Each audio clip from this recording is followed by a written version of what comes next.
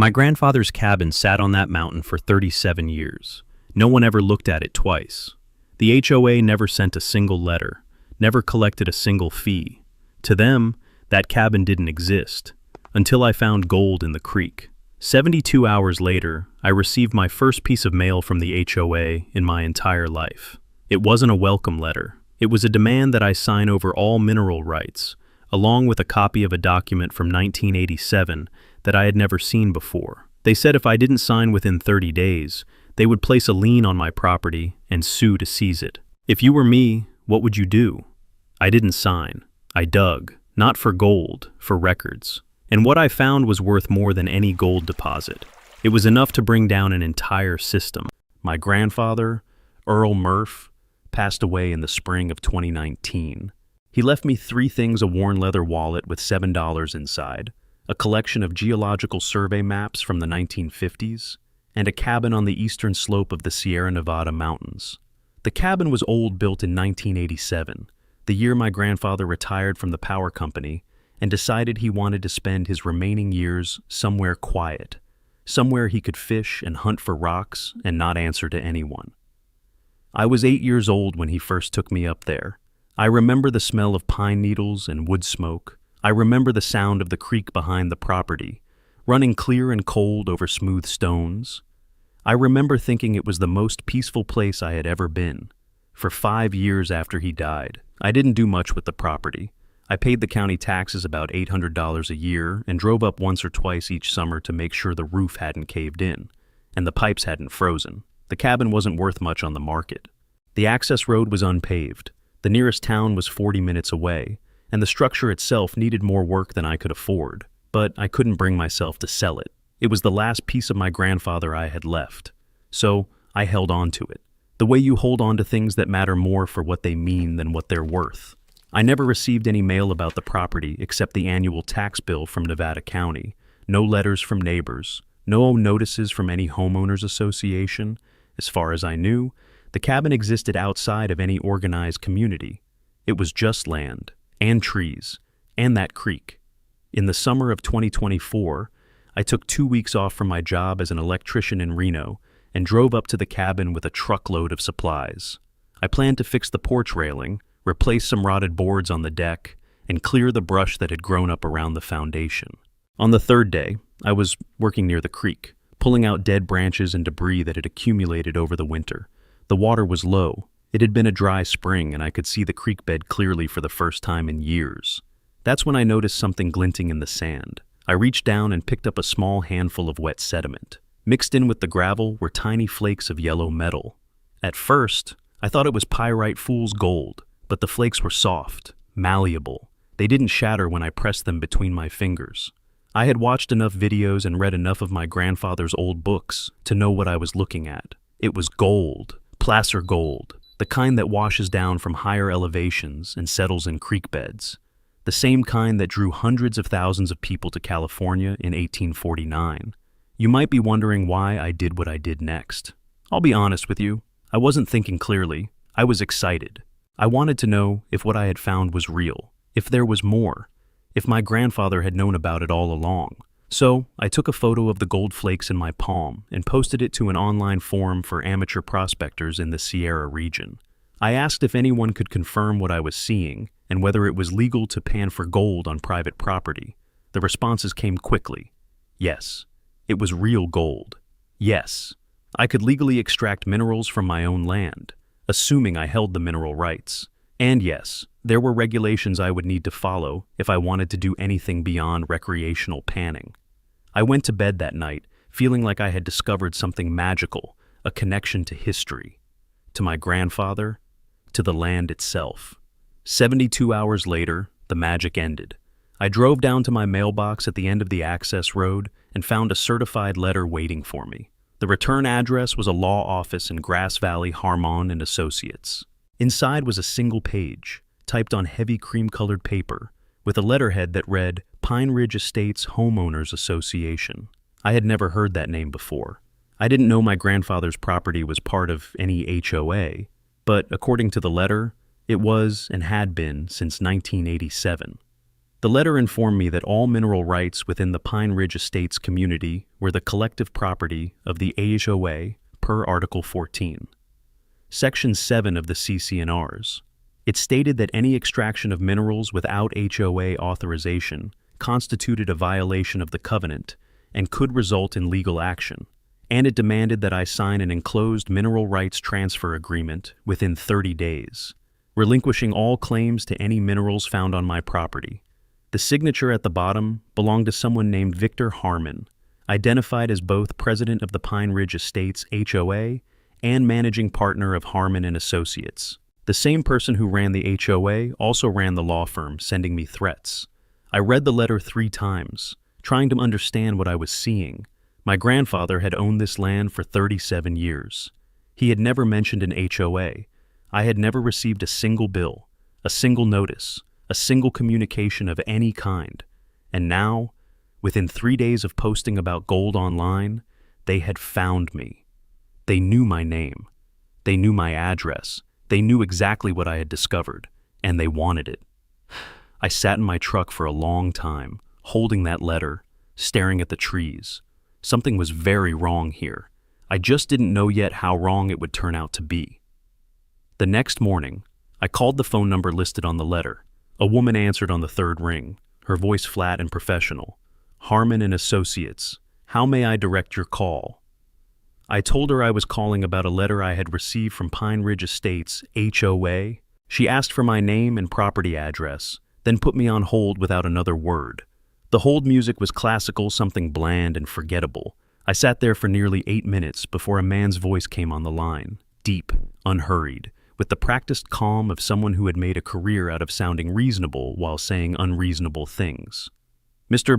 Murphy," he said, "this is Victor Harmon. I understand you have questions about our recent correspondence." I had a lot of questions. I started with the most basic one. Why had I never heard of Pine Ridge Estates HOA before for 37 years? My family had owned this property, not a single bill, not a single notice. Victor listened without interrupting. When I finished, he spoke slowly, as if explaining something to a child who had wandered into a conversation he didn't belong in. "Mr. Murphy, your property has been part of Pine Ridge Estates since 1987. The CC&Rs were recorded at that time. The fact that you were not previously contacted is regrettable. Administrative oversights occur, but that does not change your legal obligations." He paused, letting the word obligations hang in the air like a verdict already delivered. I asked if he could provide the original document showing my grandfather's signature. Another pause, shorter this time, but I noticed it. "Submit a formal written request. We will respond within the time frame required by law." I asked what that time frame was. 30 days, he said, and the line went dead. I sent the written request that afternoon, certified mail with a return receipt. Then I started doing my own research. The Nevada County Recorder's Office website archives every deed, every lien, every recorded document related to property in the county. I searched for Pine Ridge Estates. I searched for CC&Rs. I searched for any document with my grandfather's name on it. The results came back incomplete, fragmented. I found CC&Rs for Pine Ridge Estates dated 1992, with an amendment from 2003, but nothing from 1987. I refreshed the page, searched again with different parameters. Maybe I was missing something. Maybe there was a filing system I didn't understand, an archive I couldn't access online. But every search returned the same result. The earliest HOA documents were from 92. I pulled up the Articles of Incorporation next. Pine Ridge Estates, Homeowners Association, incorporated March 15th, 1992. I stared at that date for a long time. The document Victor had sent me, the one demanding I surrender my mineral rights, was dated 1987. 5 years before the HOA legally existed. That couldn't be right. There had to be an explanation. Maybe the HOA operated informally before incorporation. Maybe there was a predecessor organization. Maybe I was reading the records wrong. I'm an electrician, not a lawyer. I fix wiring in office buildings. I know how to follow circuits, not paper trails, but I also know when something doesn't connect, and this didn't connect.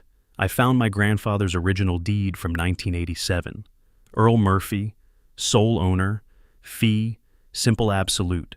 No mention of any HOA, no mention of any covenant, no mention of mineral rights being transferred to anyone. The land was his, completely and without restriction, recorded 5 years before Pine Ridge Estates was even a legal entity. I printed everything: the deed, the incorporation documents, the CC&Rs from '92 and 2003. I spread them across my kitchen table and looked at them side by side. The document Victor sent me didn't match anything in the official record. It referenced an organization that didn't exist at the time it was supposedly created. Either I was missing something fundamental about how property law worked, or someone was lying. 2 weeks passed.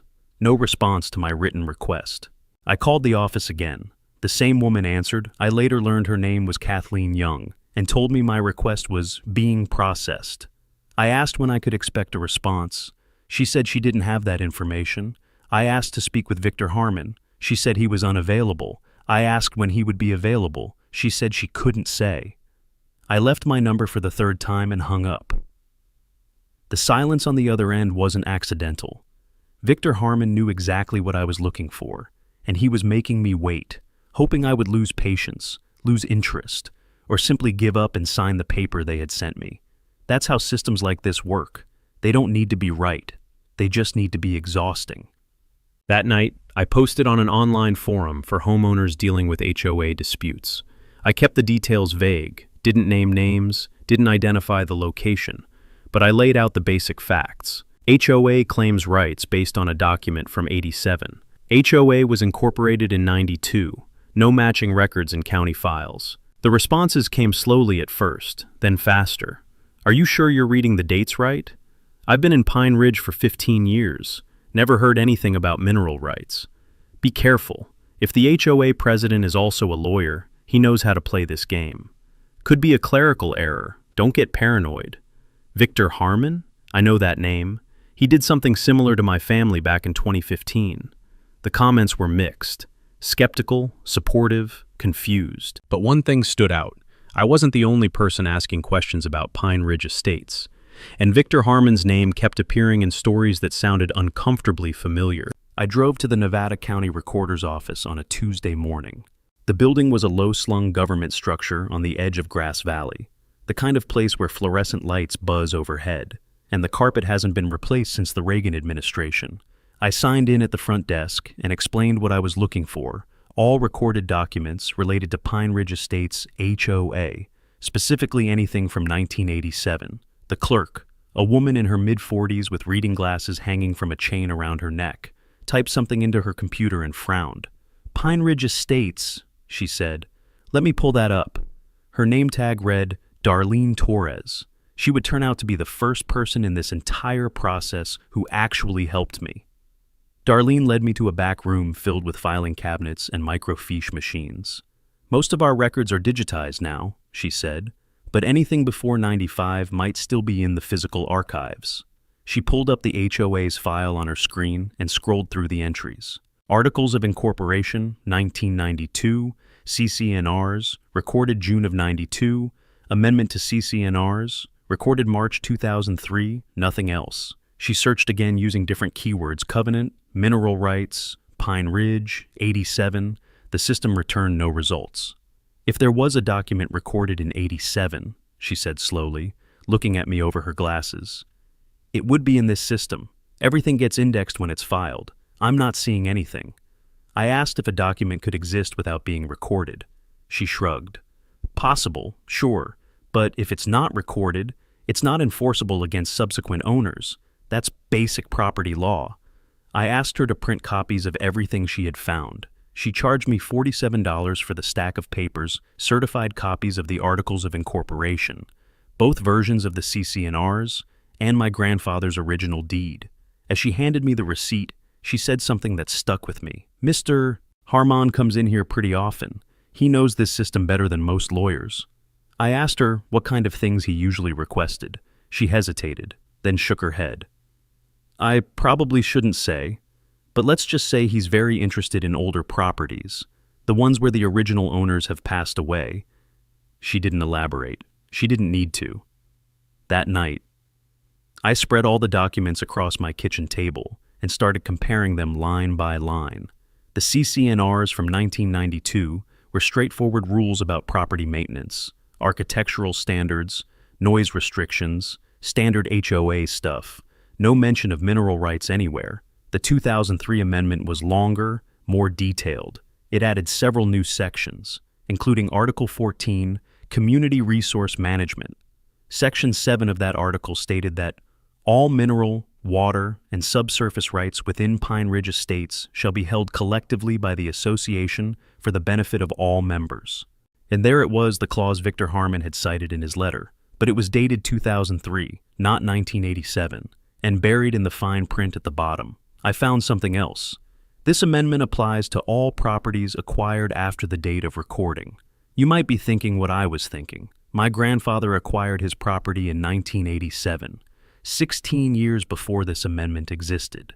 If the amendment only applied to properties acquired after 2003, then it shouldn't apply to me at all. I read that sentence 5 times to make sure I understood it correctly. Then I pulled out the document Victor had sent me, the one he claimed was from '87, and compared it to the 2003 amendment. The language was almost identical. Same phrasing, same structure, same Article 14, Section 7. The only differences were the date at the top and a few minor formatting changes. Someone had taken the 2003 document and backdated it by 16 years. I wanted to be certain before I accused anyone of forgery, so I looked more carefully. The font on Victor's document was clean, modern, and evenly spaced. The font on the 1992 CCNRs, which I had just picked up from the county, was different, older, slightly uneven, the way documents looked when they were typed on electric typewriters or early word processors.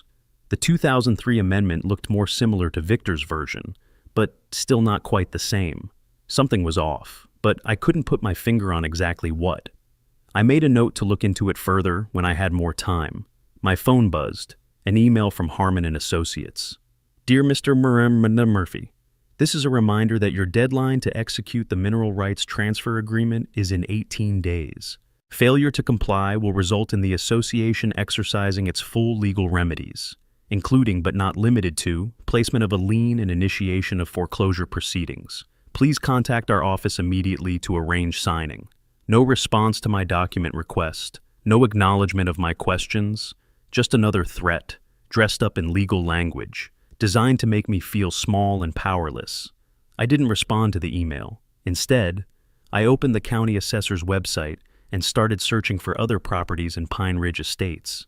If Victor Harmon had done this to me, maybe he had done it to others. The assessor's database listed 87 parcels within the Pine Ridge area. I copied down the addresses and owner names, one by one, into a spreadsheet. It took me 3 hours. When I finished, I had a list of people who might have answers or who might be asking the same questions I was. The next morning, I started writing letters. I didn't know if anyone would respond, but I knew I couldn't fight this alone. And I knew that if Victor Harmon had built a system to steal from people like me, there had to be others who had seen it from the inside. Somewhere in that list, I hoped, was someone willing to talk. The responses started coming in after about a week. I had sent letters to 20 addresses within Pine Ridge Estates, handwritten notes explaining who I was, what had happened, and asking if anyone else had experienced something similar with the HOA. Most people didn't reply. Some probably thought I was a scammer or a troublemaker, but 7 people wrote back, and what they told me made my stomach turn. Walter Briggs was the first to call. He was 68 years old, had owned his property since 1994, and spoke with the slow, careful cadence of a man who had learned not to trust easily. They came to me in 2019, he said, told me I had to sign over my mineral rights as part of a membership renewal. I didn't think much of it at the time, just figured it was paperwork. I asked him if he had seen any document from 1987. He said no. His paperwork referenced the 2003 amendment, but he had signed anyway, because Victor Harmon told him it was mandatory. Maria Santos called the next day. She was 52, had inherited her property from her parents in 2001, and had a story that made Walters look almost gentle. In 2020, she received a letter claiming she owed $12,000 in back fees dating to 1998. Fees she had never been billed for. fees that had apparently been accumulating for over 2 decades without a single notice. She didn't have the money to fight it, so she paid. "I just wanted it to go away, Sol," she said, her voice tight with old anger. "I didn't have time to hire a lawyer. I had 2 kids in school. They knew I couldn't fight back." I asked her if she had kept any of the paperwork. She had. She promised to mail me copies. I asked her one more question before we hung up. Did she know anyone else this had happened to? She gave me 2 more names. Henry Lawson was the one who changed everything. He was 71, had owned his property since 1989, and he was the only person I found who had actually fought back. In 2017, Victor Harmon sent him the same letter I had received, demanding he sign over mineral rights based on the 1987 document. Henry refused. The HOA placed a lien on his property and filed a lawsuit.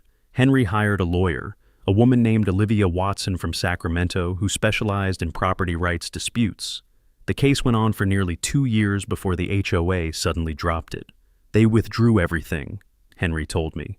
"No explanation, no settlement, just gone." I asked him why. He laughed, but there was no humor in it.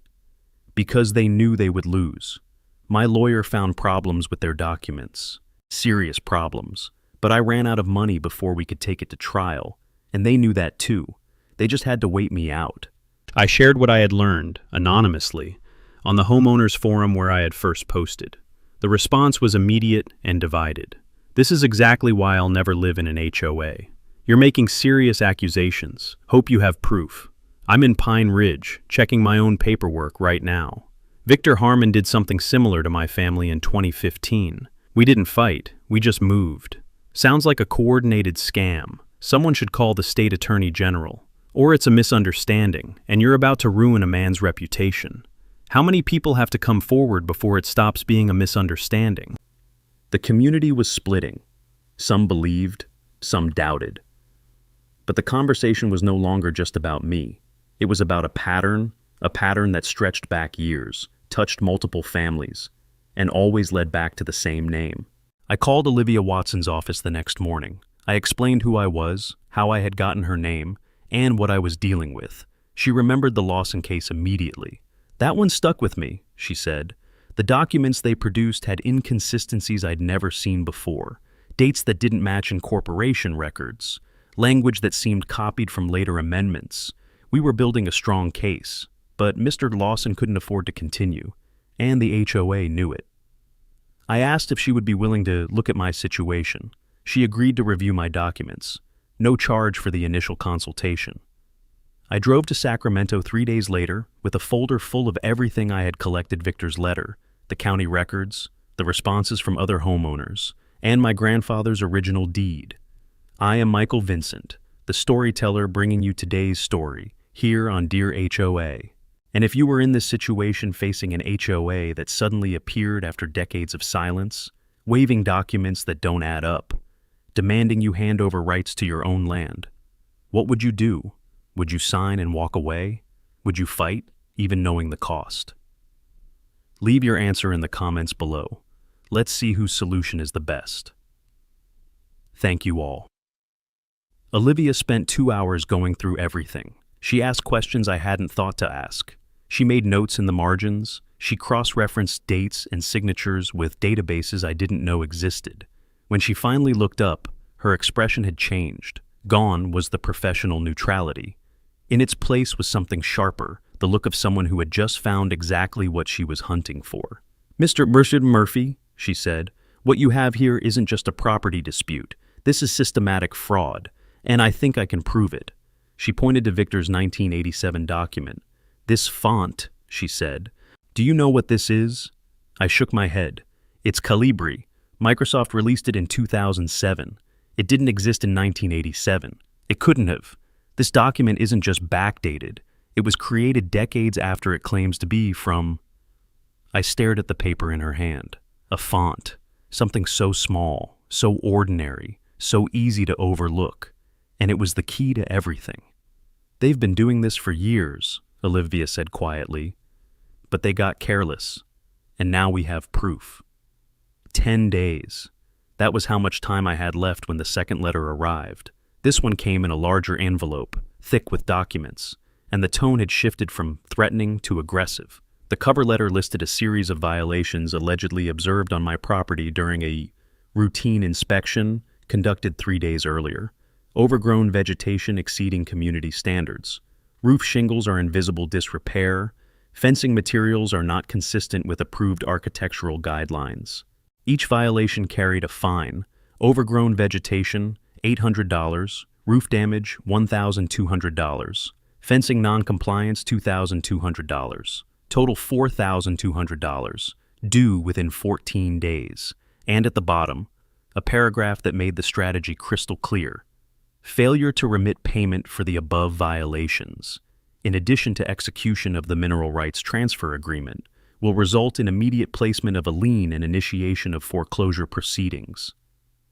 They were putting pressure. The mineral rights demand wasn't enough, so they invented violations to pile on top. $4,200 I didn't have, for problems that had existed on that property for years without anyone saying a word. The roof had needed work since before my grandfather died. The fence was the same fence he had built in 1992. And the vegetation we were talking about, a mountain cabin surrounded by forest. Overgrown vegetation was the natural state of things. None of this had mattered when the property was worthless. It only mattered now because I had found gold and refused to hand it over. Victor Harmon wasn't enforcing rules. He was manufacturing leverage. I sat down with Olivia Watson 2 days later in her Sacramento office. She had reviewed everything: the original letter, the violations notice, the county records, the testimonies from Walter and Maria and Henry. She laid out my options with the kind of clinical precision that comes from years of navigating systems designed to crush ordinary people. Option 1, sign the mineral rights agreement, pay the fines, and walk away. I would keep the cabin, but lose any claim to what was underneath it. Option 2, fight. File a lawsuit against Victor Harmon and the Pine Ridge Estates HOA for fraud, forgery, and intentional misrepresentation. Request a preliminary injunction to block any lien or foreclosure while the case proceeds. Force them into court, where the forged document would be exposed. You might be thinking, why not just hire a lawyer and let the system handle it? The answer is money. I had about $15,000 in savings. Olivia agreed to take the case on contingency 30% of any judgment or settlement if we won.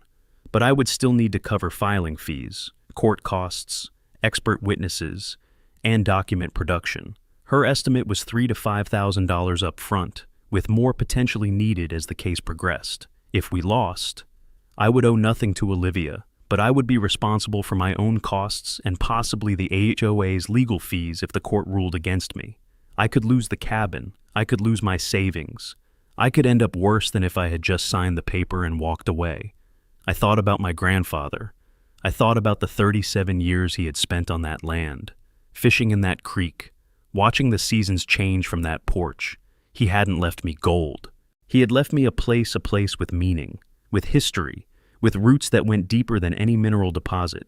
And now someone was trying to take it, not because they had any right to it, but because they thought I wouldn't fight back, because they thought I was just an electrician from Reno who didn't know any better. I looked at Olivia across the desk. File the lawsuit, I said. She nodded, as if she had expected nothing else. The complaint was filed in Nevada County Superior Court 4 days later.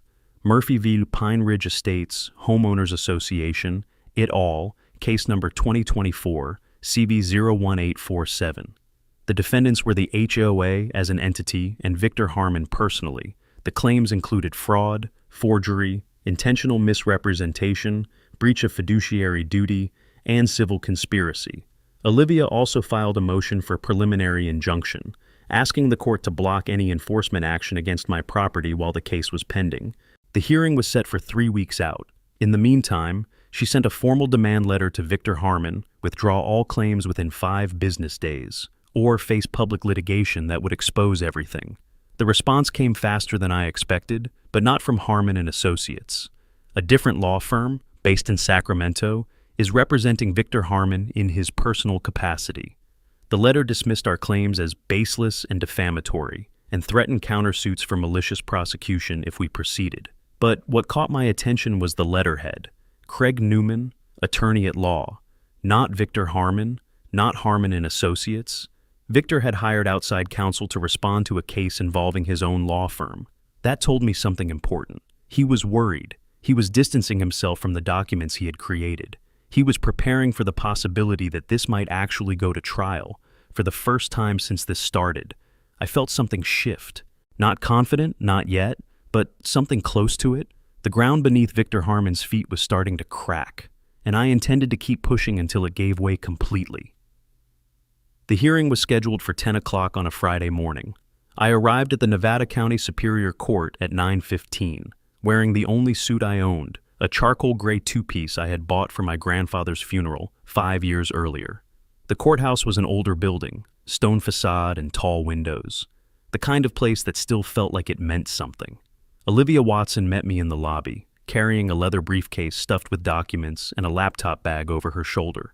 She looked calm, focused, the way someone looks when they have done this 100 times before. "Whatever happens in there," she said, "remember that today is just about the injunction. We're not proving the whole case. We're just proving enough to make the judge stop them from taking your property while we do." I nodded. My mouth was too dry to speak. Courtroom 4 was smaller than I had imagined. 2 tables facing the judge's bench, a witness stand to the side, wooden gallery seating behind a low divider. When we walked in, I was surprised to see people already there, maybe 30 of them, filling most of the seats. I recognized some faces from my research: Walter Briggs in the second row, Maria Santos near the back, and Henry Lawson by the aisle with a cane resting against his knee. Word had spread. The community was watching. A woman with a press badge sat in the corner, laptop open, typing something before the proceedings even began. I later learned she was from the Union, the local newspaper. Someone had tipped her off. I never found out who. Victor Harmon sat at the defendant's table with his attorney, Craig Newman. I had never seen Victor in person before, only heard his voice on the phone.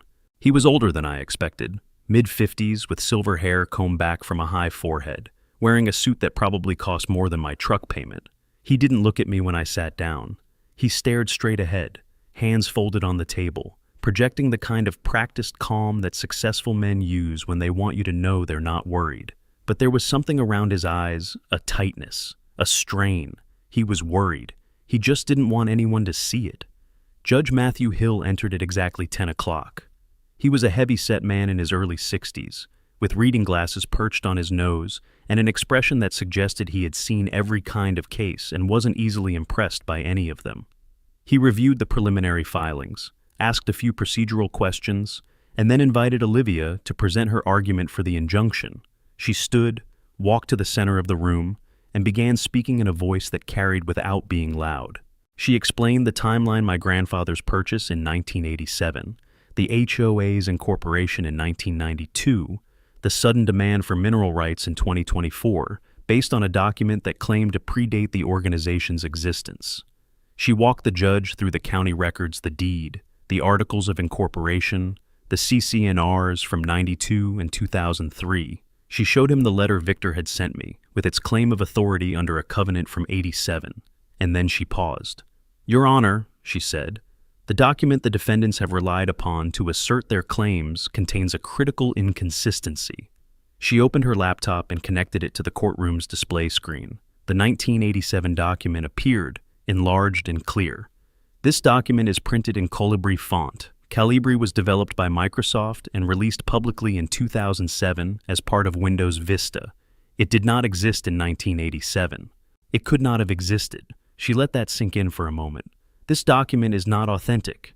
It was created at least 20 years after the date it claims to bear. It is, in the most literal sense, a forgery." The courtroom went silent. Not the polite silence of people waiting for what comes next, but the heavy silence of collective realization. I looked at Victor Harmon. His face had gone pale. His hands, still folded on the table, were no longer still. The fingers were pressing into each other hard enough to turn the knuckles white. Craig Newman leaned over and whispered something to him. Victor didn't respond. Judge Hill removed his glasses and looked directly at the defendant's table. "Mr. Harmon," he said, "I'd like you to respond to this directly. Can you explain the discrepancy Ms. Watson has identified?" Victor stood slowly. For a long moment, he said nothing. Then he cleared his throat. "Your Honor, The document in question was based on historical records and prior agreements among property owners in the Pine Ridge area. It represents the intent of the original landowners before formal incorporation. The judge cut him off. "I'm not asking about intent, Mr. Harmon. I'm asking about this specific document. The font did not exist in 1987. How do you explain that?" Victor's mouth opened, then closed. "We are currently reviewing our archived records to locate the source materials," he said. "There may have been a transcription from older documents into a newer format." The judge raised his hand. "A transcription that was then presented as an original binding covenant from 1987. Victor had no answer. The silence stretched. The gallery erupted in murmurs. Walter Briggs shook his head slowly, lips pressed tight. Maria Santos wiped her eyes with the back of her hand. Someone near the back muttered, "I knew it." The reporter from the Union was typing furiously. Henry Lawson caught my eye from across the room and gave me a single, slow nod. Outside, through the tall windows, the sun was bright and ordinary, indifferent to what was unfolding inside. But in that courtroom, something had shifted. The air felt different, charged with the weight of exposure, of truth dragged into the light after years in the dark. Victor Harmon was still standing, but he looked diminished somehow, as if the suit no longer fit the same way it had 20 minutes earlier. Judge Hill spoke again. "The court finds sufficient evidence of potential fraud to warrant protective measures. The motion for preliminary injunction is granted. Pine Ridge Estates HOA and Mr. Harmon personally are hereby prohibited from placing any lien, initiating any foreclosure proceeding, or taking any enforcement action against Mr. Murphy's property pending resolution of this case. A full evidentiary hearing will be scheduled within 45 days. He struck the gavel once. "We're adjourned." I stood there, not quite believing it. Olivia put a hand on my shoulder. "That's round one," she said. "The fight isn't over." I knew she was right. But as I walked out of the courthouse into the sunlight, passing Victor Harmon without a word, I allowed myself one small moment of something that felt almost like hope. The system had listened, and for the first time, I wasn't alone. The story broke in the Union 3 days after the hearing. The headline read, "HOA President Accused of Forging Documents, Defrauding Homeowners in Years-Long Scheme." The article detailed everything: the fabricated 1987 document, the Calibri font analysis, the pattern of demands targeting vulnerable property owners, and the preliminary injunction granted by Judge Hill. It quoted Olivia Watson, who described the case as one of the most brazen examples of HOA fraud I've encountered in 20 years of practice. It quoted Maria Santos, who said she had paid $12,000 based on claims she now believed were entirely fabricated. And it quoted Victor Harmon, through his attorney Craig Newman, who called the allegations unfounded and defamatory and promised a vigorous defense. But the damage was already done. The story was shared hundreds of times within the first day. Local television stations picked it up by the end of the week. And suddenly, Pine Ridge Estates was famous for all the wrong reasons. The dominoes started falling almost immediately. Within 7 days of the article's publication, 3 additional residents of Pine Ridge filed their own lawsuits against the HOA and Victor Harmon personally.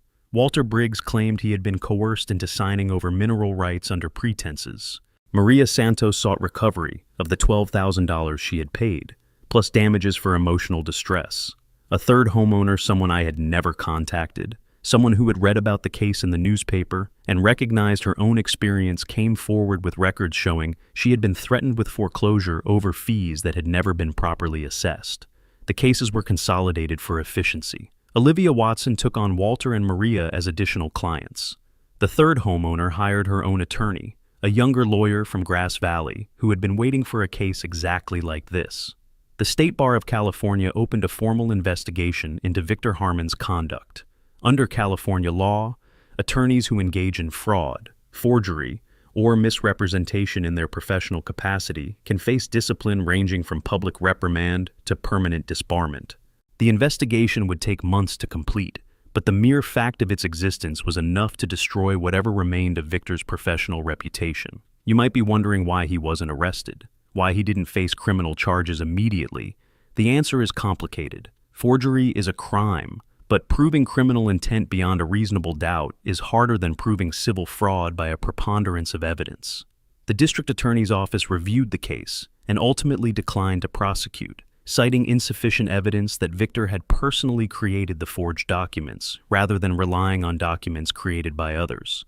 It wasn't a satisfying answer, but it was the reality of how the system works. Some people slip through the criminal net even when their civil liability is overwhelming. Victor resigned as president of Pine Ridge Estates HOA 2 weeks after the newspaper story broke. The announcement cited health reasons and thanked the community for years of support and partnership. No one believed it. The HOA immediately retained new legal counsel, a firm from Sacramento with no connection to Victor or his practice, and began the process of damage control. They reached out to Olivia Watson with a settlement offer before the 45-day evidentiary hearing even arrived. The terms were better than I had expected. The HOA acknowledged that I held full and exclusive mineral rights to my property, free of any claim or encumbrance. They agreed to refund all fees and fines paid by affected homeowners over the past decade, a total that would eventually reach nearly $180,000 across multiple families. Victor Harmon personally agreed to pay me $50,000 in damages for emotional distress and legal costs.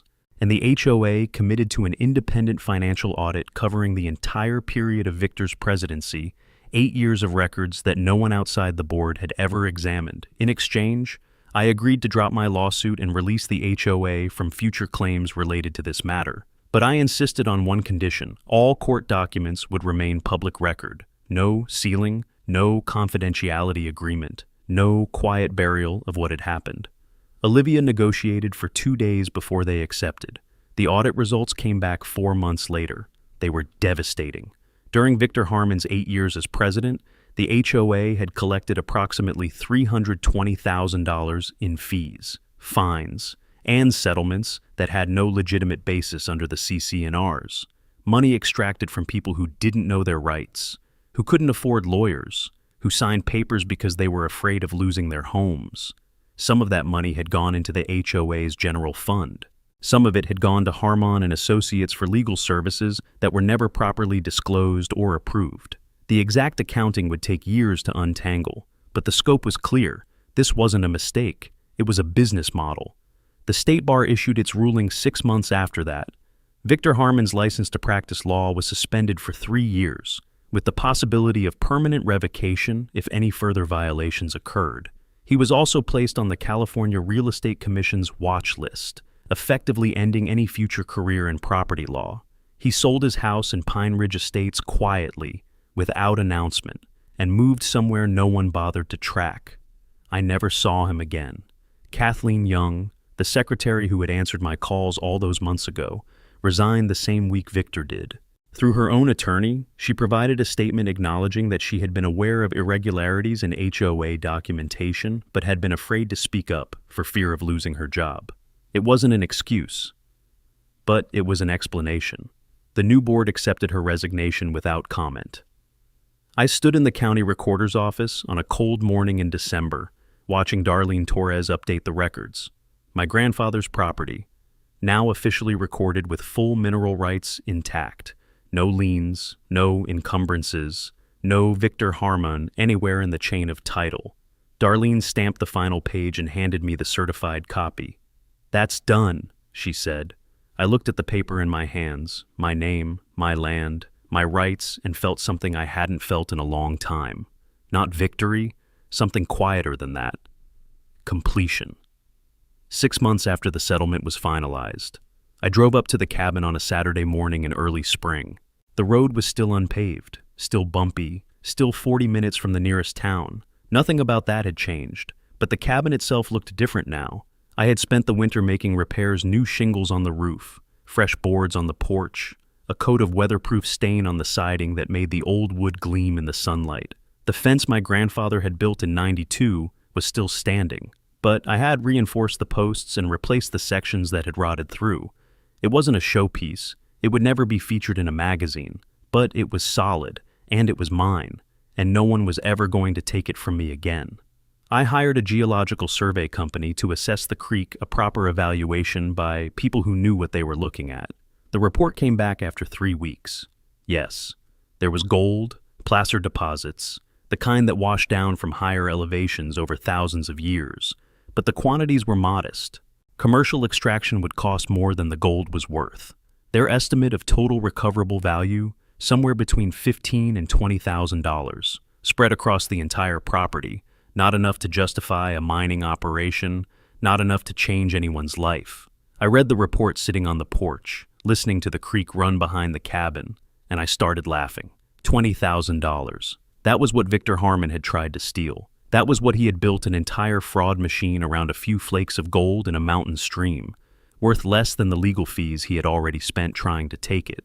But here's the thing I realized. Sitting there with that report in my hands, it was never about the gold, not for Victor, and not for me, for Victor. It was about power, the thrill of taking something from someone who couldn't fight back, the satisfaction of watching people sign away their rights because they were too tired or too scared or too broke to resist.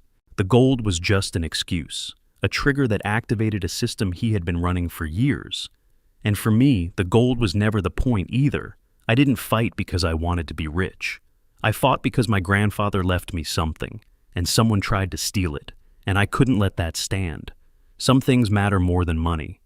Some things are worth protecting, even when the math doesn't add up. I used a portion of the settlement money to do something I had been thinking about since the day I first met Walter Briggs. I established a small nonprofit called the Sierra Homeowners Rights Fund. The mission was simple: provide legal resources and support to property owners facing abusive HOA practices in the Sierra Nevada region. Not a law firm, we couldn't practice law directly, but a clearinghouse for information. A network of volunteer attorneys willing to take cases pro bono or on contingency, and a small emergency fund for people who needed help with filing fees or court costs. Walter Briggs agreed to serve on the board, so did Maria Santos. Henry Lawson said he was too old for meetings but would help however he could. Olivia Watson signed on as our volunteer legal advisor, agreeing to review cases and provide guidance at no charge. The fund wasn't going to change the world. I knew that. HOA abuse was a nationwide problem, and a small nonprofit in Northern California wasn't going to fix a broken system. But it was something. It was a way to take what had happened to me, the fear, the anger, the months of uncertainty, and turn it into something useful. Every person we helped was one fewer family going through what I had gone through. Every case we supported was one more crack in the wall that people like Victor Harmon had built. That felt like enough. That felt like what my grandfather would have wanted. I found the photograph in a box I had brought up from storage, one of those old prints with the white borders and the slightly faded colors. My grandfather, standing in front of the cabin in 1988, the year after he built it. He was wearing a flannel shirt and work boots, squinting into the sun, smiling the kind of smile you only see on someone who has exactly what they want. I didn't remember the photo being taken. I must have been 9 years old, but I remembered him. I remembered the way he talked about the land, the way he treated it not as something he owned, but as something he was responsible for. He used to say that land wasn't given by anyone. It belonged to the people who protected it. I walked down to the creek and stood at the edge, watching the water move over the stones. The same water that had been running here for thousands of years, carrying tiny flakes of gold down from the mountains, depositing them in the sand for anyone patient enough to look. My grandfather had known about the gold. I was certain of that now. He had spent 37 years walking this creek, studying rocks, and reading geological surveys. He must have seen the flakes, just like I had, but he never told anyone. He never tried to cash in. He just lived here, quietly, letting the creek keep its secrets. Maybe he knew that some things were worth more left alone. Maybe he knew that the moment you told the world about gold, the world would come to take it. I pulled the photograph from my pocket and looked at it one more time. Then I folded it carefully and put it back. The creek kept running. The sun kept shining through the pine trees. Somewhere down the mountain, the world was still full of people like Victor Harmon, people who saw value only in what they could take, who built systems to extract and exploit and discard. But up here, in this place my grandfather had chosen, there was something different. There was land that had been protected. There was a fight that had been won. There was a legacy that would continue, not because I was special, but because I had refused to let go. If you're watching this and you've ever faced something similar, an HOA that overstepped, a system that tried to crush you, A moment when you had to choose between signing away your rights and standing your ground. I want you to know something. You're not alone. People have fought before you. People will fight after you. And sometimes, if you're stubborn enough and careful enough and lucky enough, the system that was built to break you becomes the system that breaks itself. My grandfather didn't leave me gold. He left me something better. He left me a place worth defending, and I defended it.